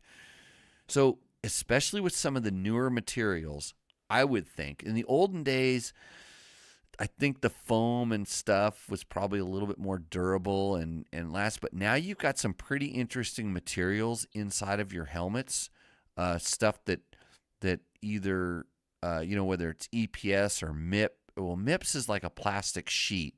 I'm not too worried about that, but I know some helmets have different densities of foam in the EPS liner, and then there's some stuff like Rheon and all these other materials in there. I don't necessarily know what the shelf life is, but I guarantee you I'd be a little bit more concerned about the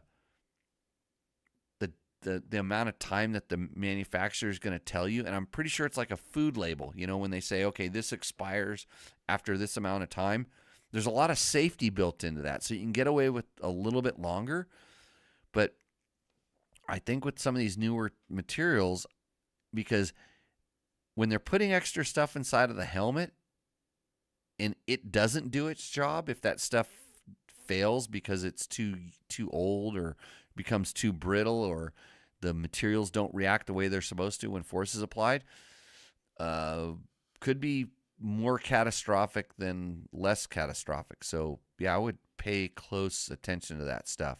Yeah, I know that some of the newer 6D helmets actually, you can, on small hits, you can actually send them in, and if it passes their test, they can actually rebuild them and change out that the more softer inside EPS and some of their little devices in there to help it. But they can actually rebuild some helmets with smaller hits. I'm not sure about some of the other manufacturers, but they're one of the manufacturers that you can actually do a partial rebuild on smaller hits. I think that I think Fly does this also. Like if your helmet does take a hit, you can send it back to them. And I'm pretty sure a lot of manufacturers will do this. If you're concerned about it and you want to send it back, go through the effort to do that, they will look at it and tell you, this is something that you should address, or we can replace this, or this helmet is trash, junk. So Mike King 7388 says, on our 2023 450 modified off-road shootout, he says, I'm surprised you guys don't run the G2 throttle tamers. I find they are a must for off-road on a 4-stroke. I use one on my 250 FX. I ride a lot of super rough trails. I almost can't ride without it. Might just be the fact that I'm also used to a 2-stroke. Have you done much with the throttle tamer, Scott? A long time ago, but I never really seemed to like the different throttle, pulls on those. I ended up usually just going back to stock for the most part. Yeah, so it's funny because I got a couple of throttle I got a G2 throttle tube for my Tenere, more aggressive, and I used to think I liked as I've done this more and more, like there's a certain feel like I like out of the throttle, and I guess I'm kind of precise with my wrist, and so I actually liked more aggressive ones. And the only way I found out about this was Motion Pro had this throttle with these adjustable things that I tested. I tried each one, and I thought for sure I would hate the one that was like the quick or the rapid turn. And I loved it on a really aggressive bike.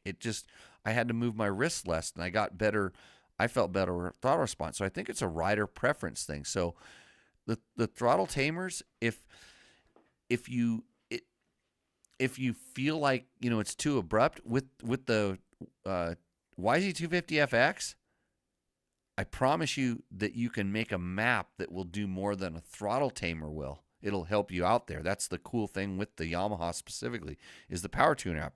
By the way, this show brought to you by Yamaha.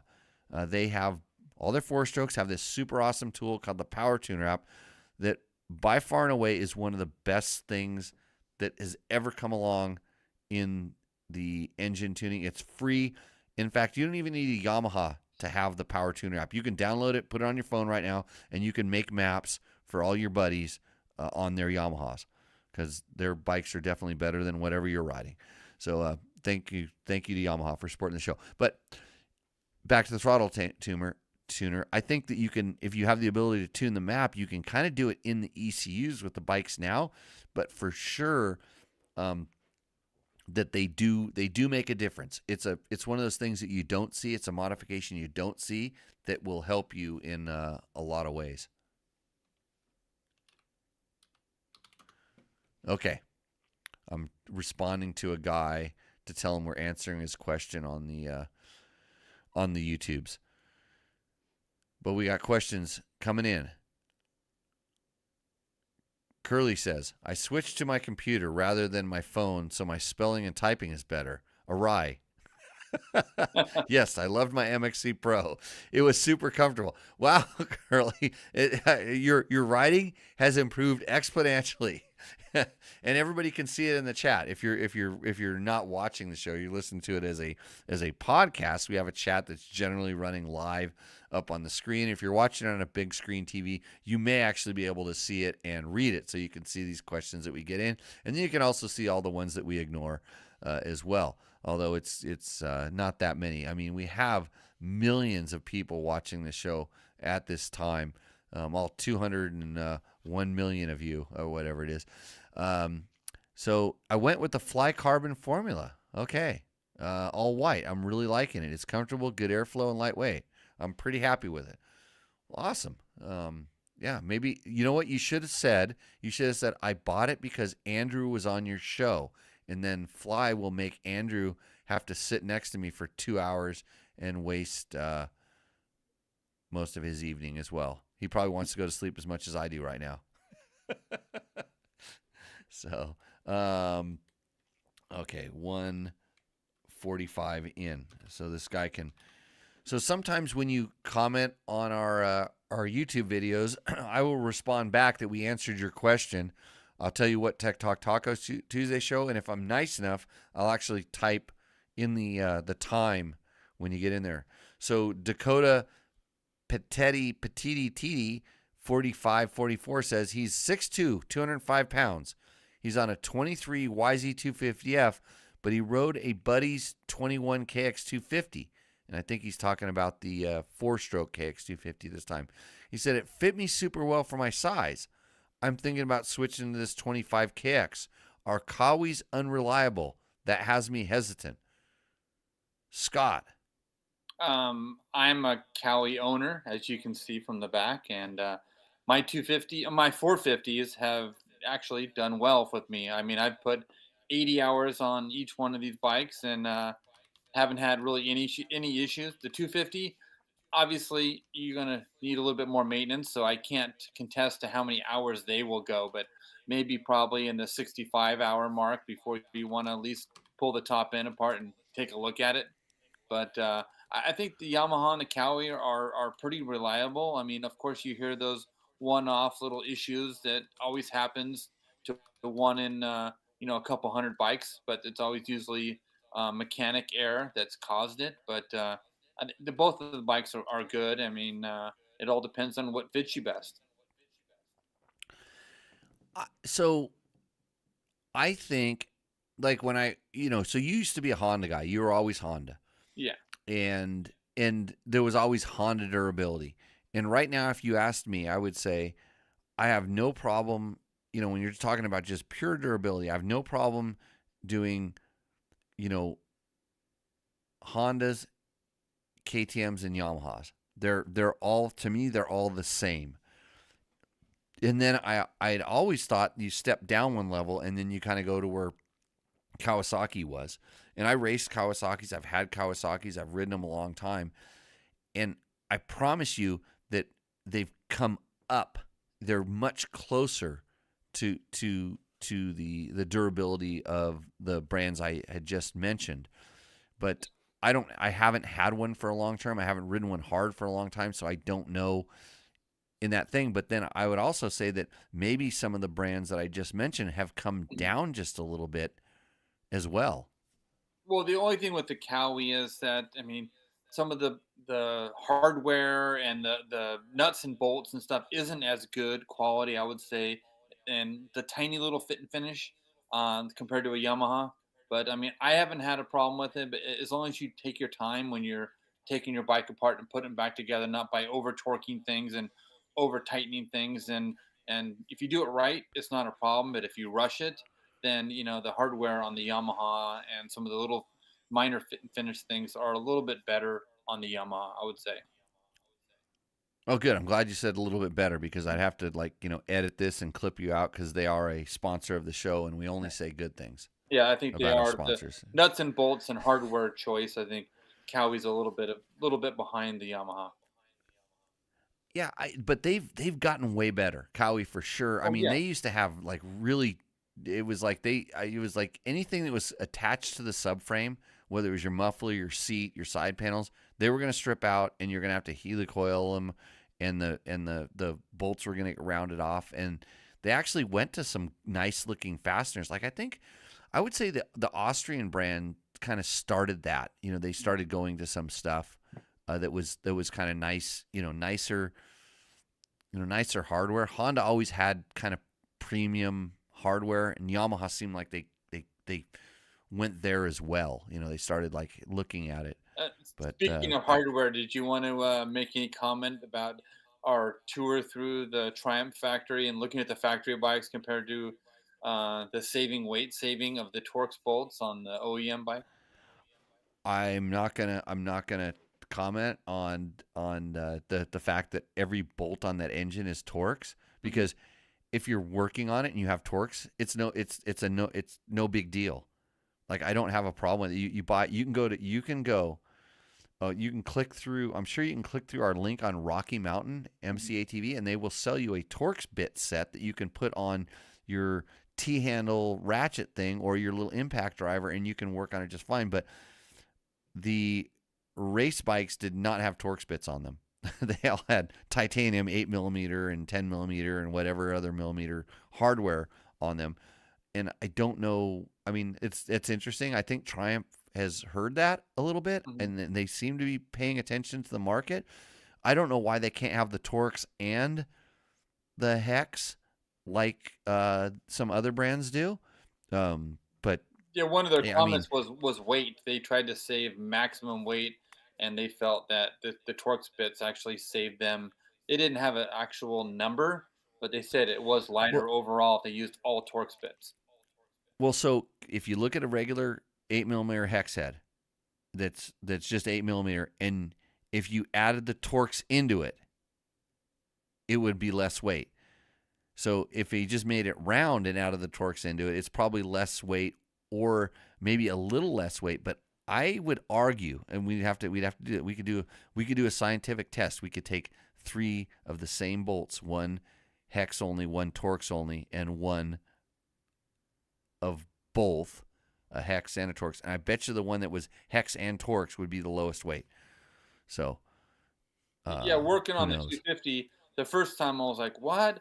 Then once I got all my tools out and I figured out what fit, then I had all my sockets in there. It wasn't that bad. It's what, a Torx 25 for everything? There's like, I think 2 or 3 different sizes. Even the drain plug is a Torx, right? No, I don't believe so. No, that was a 12mm. It's a 13. It's 12. Okay. There was so they can't decide between. There's a couple 13s on there, but it was only like the chain adjusters. Yeah. So they can't decide between 12 and 13. I'm gonna have to walk inside because you've actually burned out my battery in my laptop, Jimmy. You know what? I'm glad that I did that, because I think it's time for us to shut down this horrible show. Yeah. So, Scott, thank you for coming on. You didn't violate any terms of our agreement with Triumph by saying bad things. Not bad things, but anything. We'll do that next week. Maybe I'll have you back on if you can charge your battery up by then. But sounds good. Thanks for joining us, Scott. I'm sure your fan club now, they'll want you to run this show too, and then I can retire. I doubt that very much. Yeah, maybe. Okay, good. I'm going to shut you down from this meeting. Thanks a lot. Okay. All right. Thanks, Scott. That's Scott Hoffman. He's a I would like to say co-owner, but I had the business agreement structured so that he is just a slave. Like you can be if you want to come in here and push buttons for this show, or push my buttons in the comments, or share this with somebody. Hey, we really appreciate you tuning in and doing this with us live almost every Tuesday. When we feel like it, when we have some news to bring to you, but share with a friend.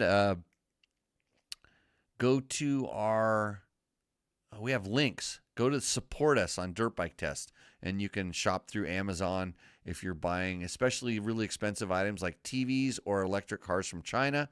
You click through our Amazon link, and then Rocky Mountain ATV MC, if you're doing some motorcycle parts, we get a little cut of that kind of stuff. It helps. Always think about the guys that would support us in the show. They've been flying through on the back on the screen behind me. But those companies, I need to send them all invoices for all of this stuff. But it is Bulletproof Designs, Double Take Mirrors, Fasst Company, DDC, things like that kind of keep us coming to you. So with that, since we've answered every question known to man on motorcycle related products, my name is Jimmy Lewis. This is Dirt Bike Test. This has been Tech Talk Taco Tuesday, episode number 232. And we'll see you out in the trail. So cheers, everybody.